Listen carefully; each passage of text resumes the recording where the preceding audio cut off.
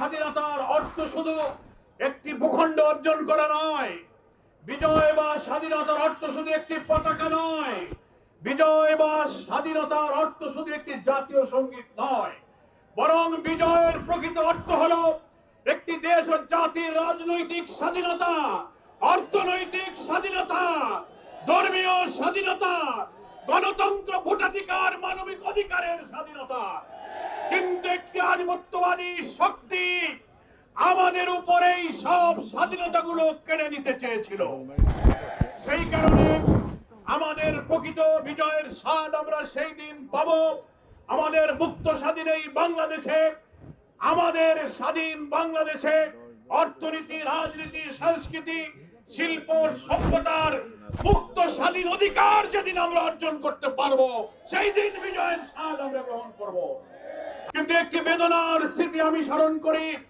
এই ঐতিহাসিক সোহরাওয়ার্দী উদ্যান হচ্ছে সেই ঐতিহাসিক স্মৃতি বিজড়িত উদ্যান যেখানে 16ই ডিসেম্বর পাকিস্তানি সেনাবাহিনী ওই সোহরাওয়ার্দী উদ্যানে আত্মসমর্পণ করে তাদের অত্যাচার, নির্যাতনের স্বীকৃতি দিয়ে বাংলাদেশের মানুষের কাছে ভুলের স্বীকৃতি দিয়ে আত্মসমর্পণ করেছিল।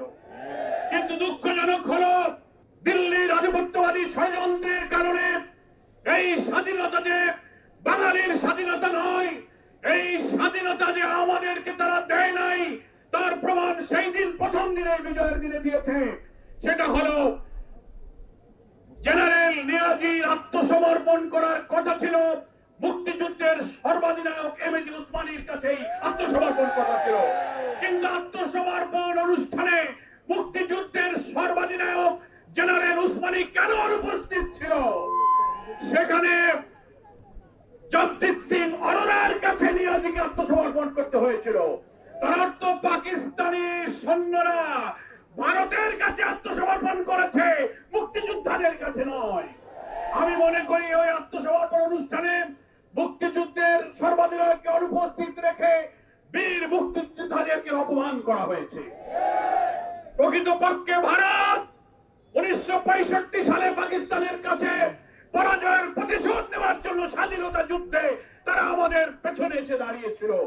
সেটা বিজয়ের এই দিনে তারা বাংলাদেশের মানুষের কাছে, মুক্তিযোদ্ধাদের কাছে পাকিস্তানকে আত্মসমর্পণ করতে দেয়নি। ইন্ডিয়ান এই ইস্টার্ন কমান্ডের প্রধান জগজিৎ সিং অরোরার কাছেই পাকিস্তানের আত্মসমর্পণ করতে হয়েছে। এই বিরাট প্রশ্ন আজকে বিজয়ের দিনে স্বাধীনতার 54 বছর পর মুক্তিযোদ্ধাদের অপমান ভারত আমাদেরকে করেছে। তারা আরো অপমান করেছে। তারা বলে 16ই ডিসেম্বর হচ্ছে ভারতের বিজয় দিবস। তারা ওখানে 16ই ডিসেম্বরকে তারা বিজয় দিবস পালন করে।